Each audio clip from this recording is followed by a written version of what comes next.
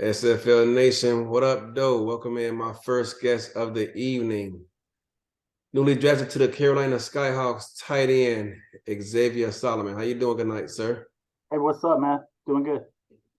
That's what's up, man. Well, first of all, let's get the particulars out the way. How did you find the SFL? It was a complete accident, actually. Back in 2008, I was stationed in Korea, and huge football fan all my life. So I was looking for something to kind of pass the time during the off season over there, living in a dorm away from my family for a year. And I found this old game called Goal Line Blitz.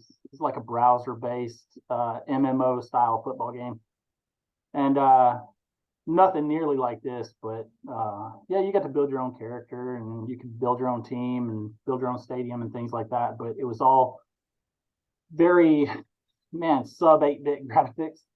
But it was fun, and man, maybe about, well, it was pretty much right at the beginning of season 19. I had found the link to I was searching for that old Goal Line Blitz game, and I couldn't remember what it was called, but I stumbled upon the SFL. Said I'll give it a shot, see what it's like. And so I signed up, not knowing that I'd have to wait the entire season 19 before I could even pick my player. Yeah. But yeah, it turned out good. I came in at the right time and met a lot of really cool people. And I was kind of quiet there at the beginning because I had a lot of personal life stuff going on with family and finishing up my master's degree, and and then finally everything started calming down. So I've been able to get more into chat and got to play out the minor league season and rolling right on into season 20, man. Excited. I get that. When I first joined, well, not initially, but a bit after I joined, I was both going to school and working full time. So I totally understand, man. It's tough trying to do all that, and then at the same time, balance family life and other hobbies and this. It's a lot to take on. So I totally get that. So you join the Discord and create your play, but you have to wait, like you talked about. That must have been brutal trying to wait for the season. It was, because you can't do anything, and I went ahead and paid my fee and everything, and I was sitting there like, wait a minute, hold on. Yeah. So yeah. I get that. So you get assigned to the Lexington Miners. Tell me, what was your first season? What was your time like down there in the minor leagues? What was it like? Man, it was great. I got to meet a lot of, like I said, a lot of really cool people. That's the thing about this game, and the game mechanics and things will bring people to a game. It's the people that keep people in a game.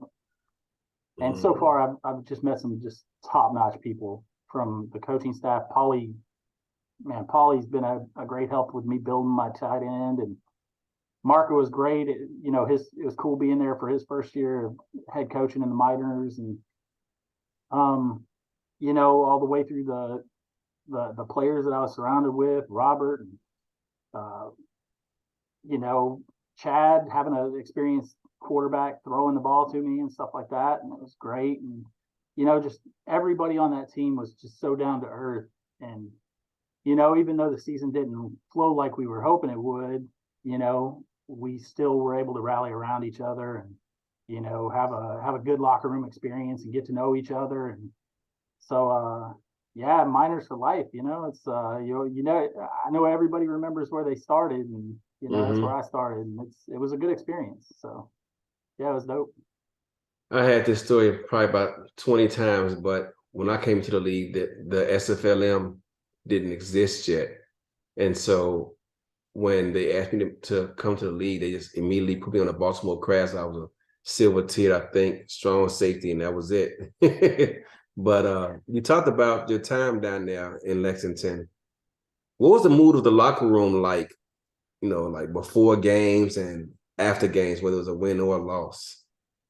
And it was pretty, everybody got excited for the games, and that, at first I was like, I don't know about all this, it's a video game, but I saw the passion that Robert Brady, I bring him up a lot because he brings a certain level of passion to the locker room.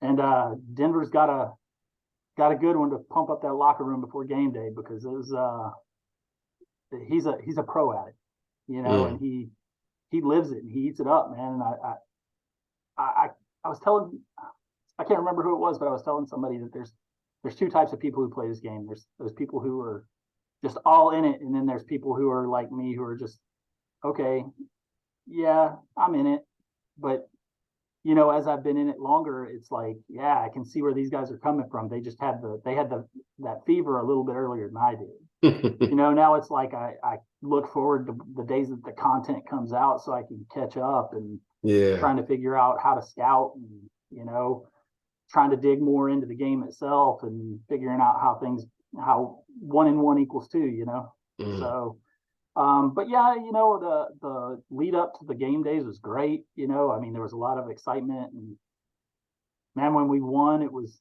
rockets in the, you know, in the locker room, and when we lost, you know, it was everybody owning up to, you know, their shortcomings. It was like, yeah, you know, we don't want this to happen again. We want to win, you know. So a coach of mine in high school told me, you know, you always hear a lot of people saying it's not about winning and losing. It's like, but he was like, you know, everybody wants to win. You show me somebody who doesn't want to win, and I'll show you a liar. You know, everybody wants to win. That's why we play the game. That's why we compete. Now it can't be everything. It can't be the only reason, but if somebody says they don't want to win, they're lying to you, you know? Yeah, I get that. Speaking of the SFLM, let me ask you another question. So would you have an issue with SFL general managers across the league having read-only access to the SFLM Discord? Because right now we don't have it. Only people who have are like coaches and things like that. And I ask that because we would like the opportunity to get to know the players and the minors better. But often we have to rely on the opinions of others rather than giving that opportunity ourselves. And so unless, you know, someone on our team is a coach for another team down there or something like that, we have to reach out and say, hey, what do you think about this person or this person? Or, you know, who do you like between these three in terms of, you know, activity and stuff like that, and, you know, being upbeat. But we like to form our own opinions, but we're not given the opportunity because, you know, of various reasons. Some of them being that you guys don't want to feel like we're like treating you guys like a big brother type of thing. How do you feel about that? So 100% staff should be in the SFLM Gen Chat. And I think from week 4 to week 8, right? 8-week season for the minors, week 4 to week 8, one designated team scout should be in every single locker room. And here's why I say that.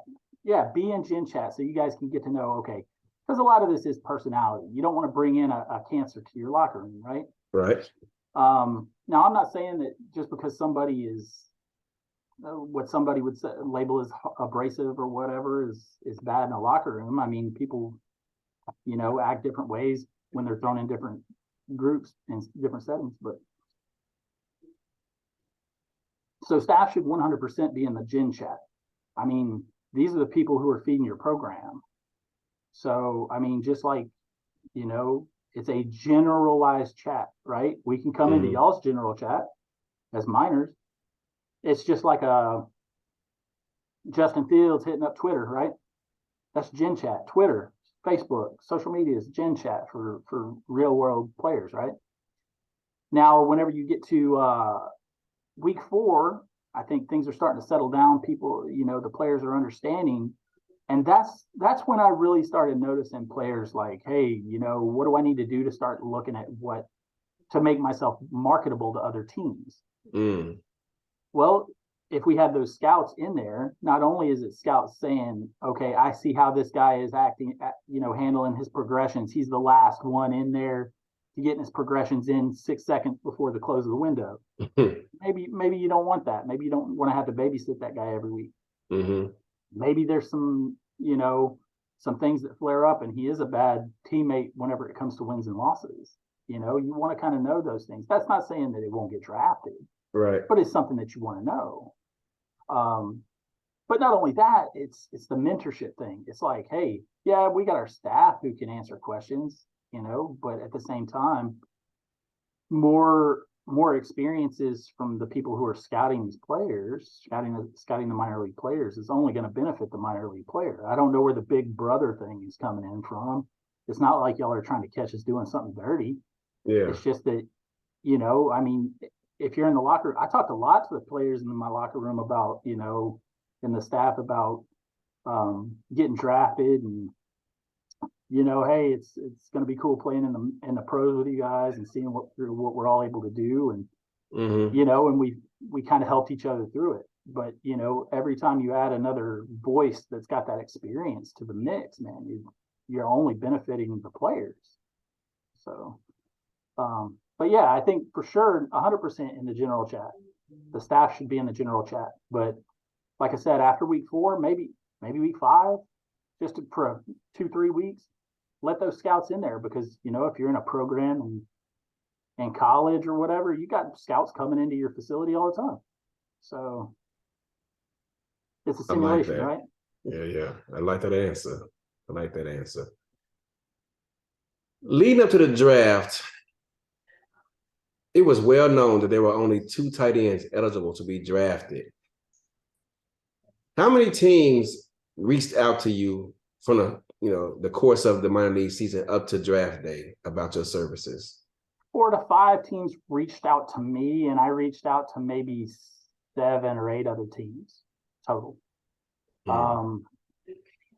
Everybody from Baltimore all the way down.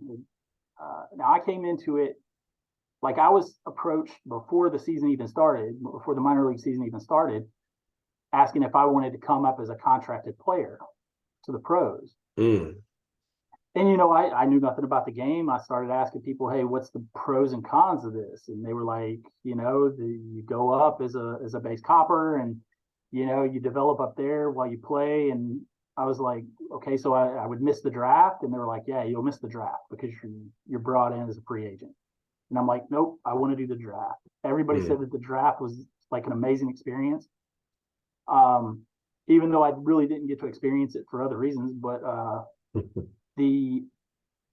I told myself from that point on that I would go wherever I was drafted. Now, a couple of people reached out asking if I would change to like a fullback role or a wide receiver 3 role or whatever, and I was like, no, I like tight end. That's what I grew up playing. It's just the position that I love. So I want to stick with tight end. Now, at one point, I said, hey, if I don't get drafted, maybe I will consider swapping positions, but I didn't have to do that. Fortunately, I didn't have to do that. Yeah. So, but yeah, 4 or 5 reached out like at the lead up to the draft. And then overall, maybe I talked to maybe 7 or 8 different teams. That's fair. A number of teams in the process, throughout the process leading up to the draft, traded up. And I have no proof of it, but at least 2 of those teams appear to be trading up to draft you, since there's only 2 in the draft and 1 tight end. We all knew where they wanted to go, making you an even hotter commodity. How did that make you feel to be wanted so badly by teams they were willing to trade up in the draft to get you? Man, it was hard holding my tongue during watching all these mock drafts. It was like, I'm not going. I think one mock draft had me going like 26th or something like that. I'm like, I ain't going that far down. Yeah. It's like it was cool being in that position. It gave you that sort of blue chip feel, like you were that highly sought after draft pick. It wasn't a number 1 pick or anything. And that, I mean, what do you get for being a number 1 pick in the SFL? You get a 1-year contract just like everybody else, just right? like everybody else. But no, congrats to the guys who did get picked ahead of me, and congrats to those who got picked behind me. But yeah, I kind of sort of seen it playing, how it was all unfolding.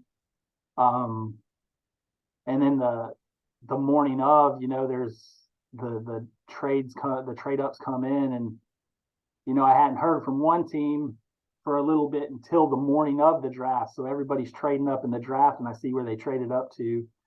And then there was one still ahead of them, and I'm like, oh, this might be really bad for a couple teams if chaos hits.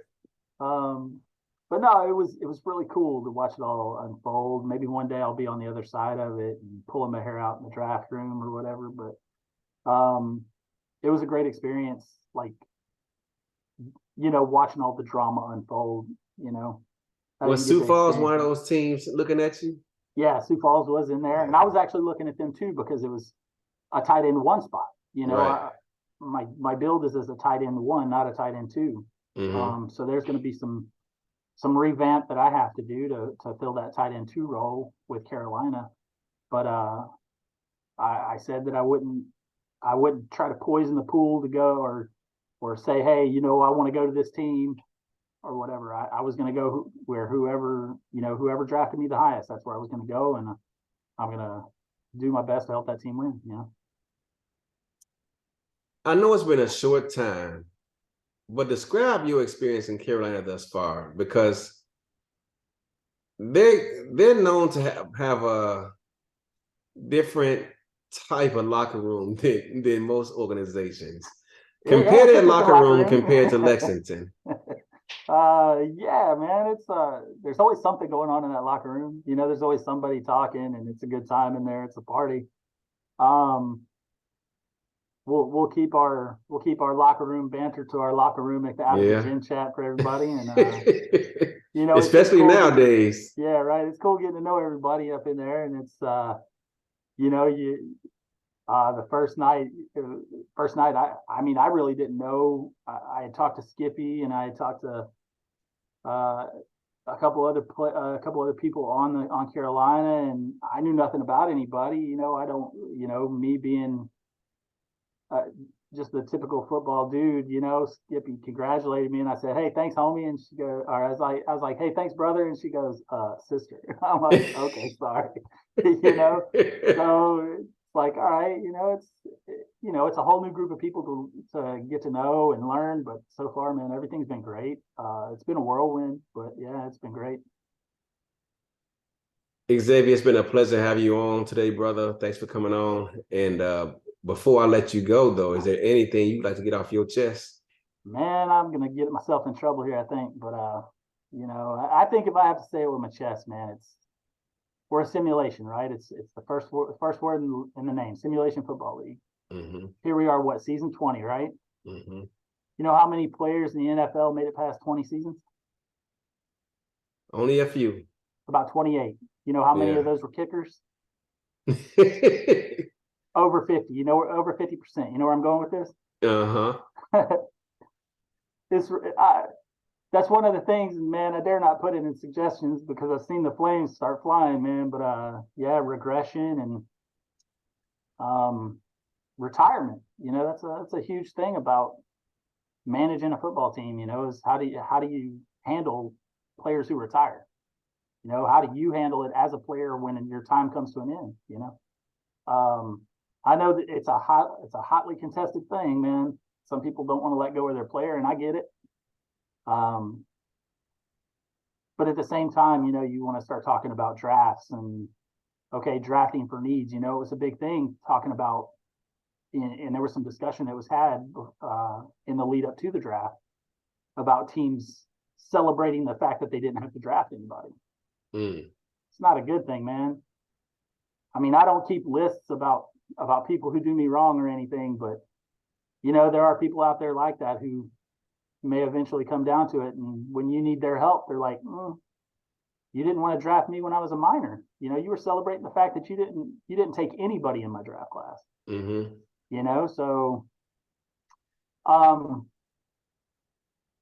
anybody can pick up a group of guys and girls who have the right build, who they know how to manage, and manage them consistently over a long period of time if they all stay there.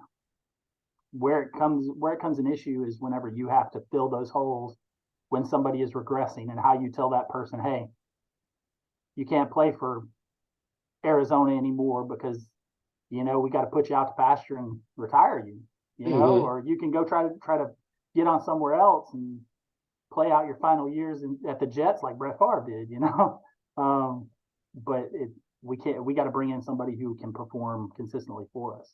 in our system. What if you're a team though that has like good retention, and that's why you don't need to draft because everyone wants to come back and play for you?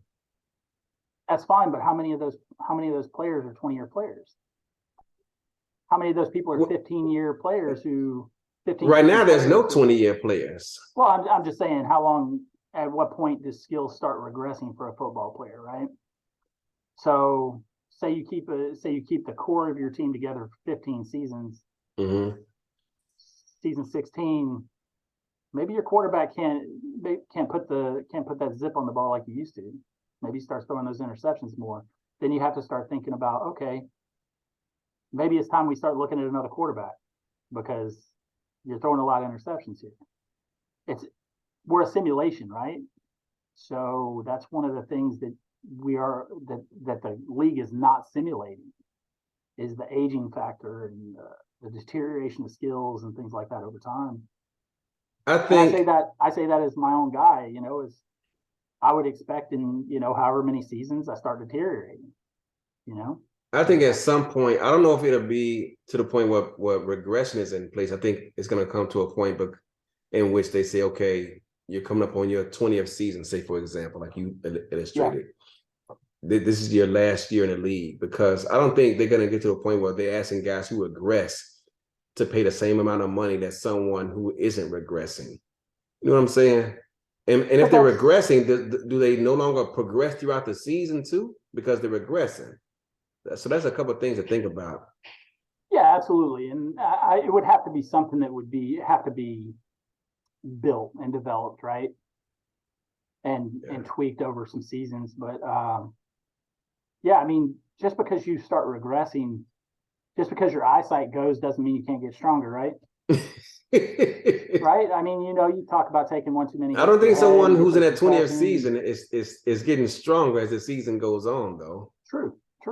I mean, that's something to look at. But you made some good points, though. I can relate. I think at some point, I don't know if regression is the answer, but if the league continues to grow and we have guys on the sidelines waiting for the opportunity, I think they're gonna do something. What that is, I don't know, but it's talked about all the time because I'm getting up there in the tooth too, man. I've been here since season 3, so this is my man. I'm up there, bro. So I mean, what is it? How many is 28 teams right now? Yep, something like that. What's the maximum expansion that we're going to go to? I've heard 50 teams before. No. I heard it maxes out at 32 teams, but even that, I'm talking too much, but because I have other information, but you just got to stay tuned, man. That's all I can say on that matter. But because I don't want to say too much and get people mad at me or get someone mad at me. So, but man, hey man, again, it's been a pleasure having you on, man. Congratulations on getting drafted. Carolina, they are a different breed over there, and good luck this season. Well, you actually play us, so good luck except when you play Arizona this season. Yeah, good luck except when y'all play Carolina as well. That's right. All right, we'll see y'all in the postseason. You got it, buddy. All right, man. All right, bye. Oh, crap.